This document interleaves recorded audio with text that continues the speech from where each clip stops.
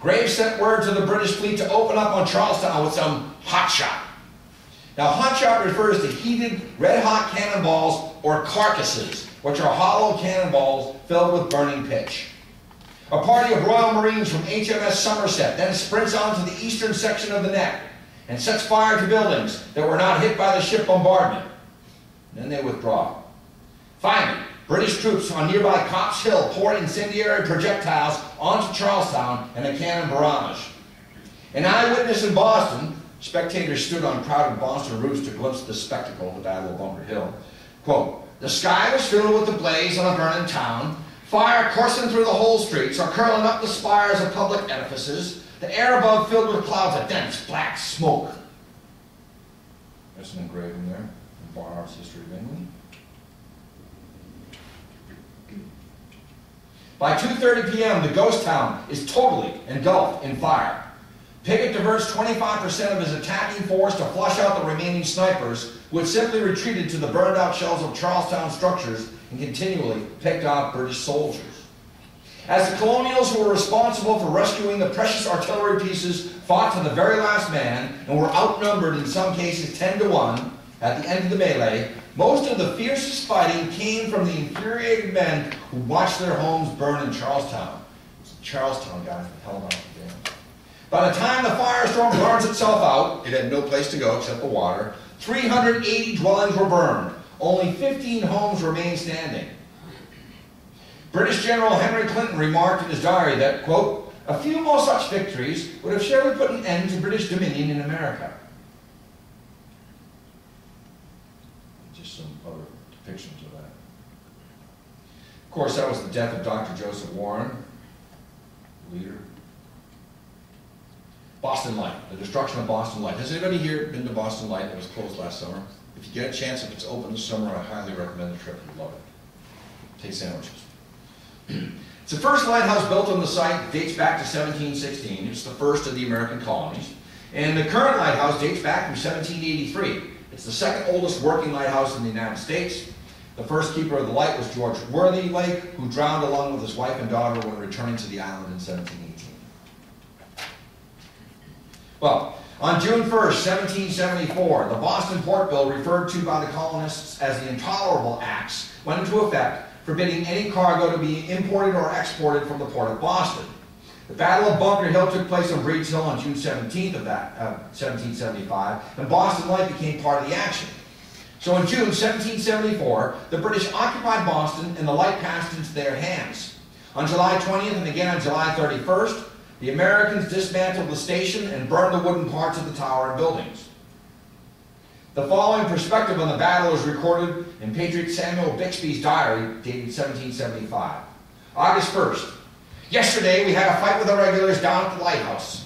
We killed a considerable number of them and made prisoners of 35 regulars and 7 Tories. We burnt 2 schooners, 1 house and 1 barn, and we sank a barge and took a great deal of plunder.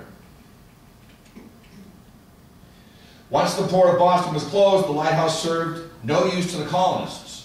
On July 20th, 1775, a small troop of American soldiers under the leadership of Major Bose was diverted from a mission to harvest the grain in the town of Hull, thus preventing the British from doing so. They were sent out to Little Brewster Island, where their instructions were to destroy the wooden parts of the lighthouse, which they did by torching it after dismantling the light apparatus. Upon their return to Hull, they were fired upon by a British schooner. However, Bose's troops were able to outmaneuver the schooner and reach safety.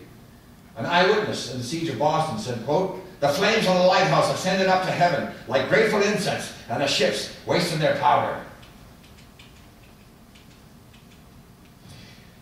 In the summer of 1775, Major Benjamin Tupper with a party of men went from Milton and set fire to the lighthouse, which destroyed the woodwork and the glass. It was repaired by the British by order of Admiral Graves, who at that time commanded the British Navy. And then once more, he had the lamps relighted, which continued until June of 1776, when Captain Bangs, commander of the King of Ireland ship Renown, 50 guns, went to the island, took off the guard, left a quantity of powder, which took fire and blew up the building about an hour after his departure. So it was blown up by the British as they retreated. But if you get a chance, go out and see Boston Light. Again, the British blew it up on the ground here in Boston. And then John Hancock, lower right-hand corner, said, now that the British have gone, on November 8, 1780, he was the governor of Massachusetts. He reminded the Massachusetts legislature that the critical importance of a lighthouse, Boston being a port, we can expect the return of the days of good shipping. We need the lighthouse. Yeah. Our home stretch here. Major fires of the American Revolution. The destruction of Falmouth. This began when, Falmouth, Maine. This began when although Falmouth, Massachusetts was actually attacked during the Revolution too and bombarded. This began when Royalist Captain Thomas Colson, a prominent Tory and businessman, asked for help as he was unable to land sails, rigging, and stores for a ship that he was attempting to outfit to sail with the fleet of Captain Henry Mowatt in May of 1775. The Committee of Inspection refused to allow him to land anything and ordered his goods be sent back to England. So he was being harassed. They knew that he was a loyalist. They weren't going to let him fix his ship. Captain Mowatt then landed with the British sloop of war HMS Canso and assisted him in the outfitting of his ship in early April.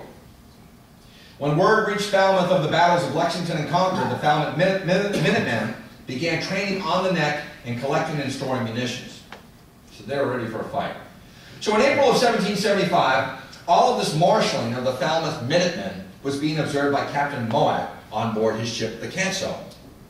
On April 24, 1775, after a special town meeting, people began moving their property out of Falmouth, which is modern-day Portland, as two other British ships came into Casco Bay. The next day, Thomas Smith said, quote, "We sent away to Wyndham our principal things. Our people are many of them doing the same." On May 7th, Colonel Samuel Thompson arrived with 50 men from Brunswick and hid in a grove of thick pine trees on the northern side of Munjoy Hill overlooking Sandy Point. Their objective was to destroy Mowatt's ship, the Canso.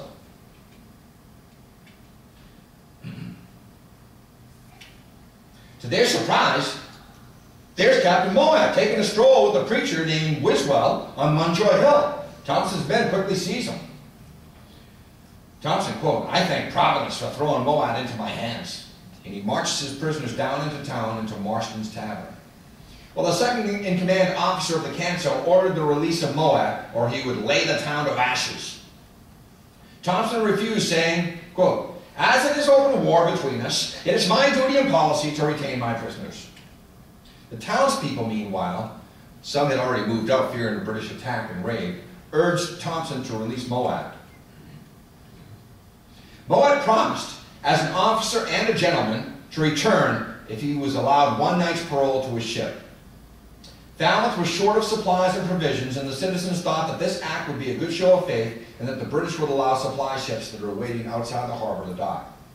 A truce flag is raised and Mowatt is allowed to return to the Canso.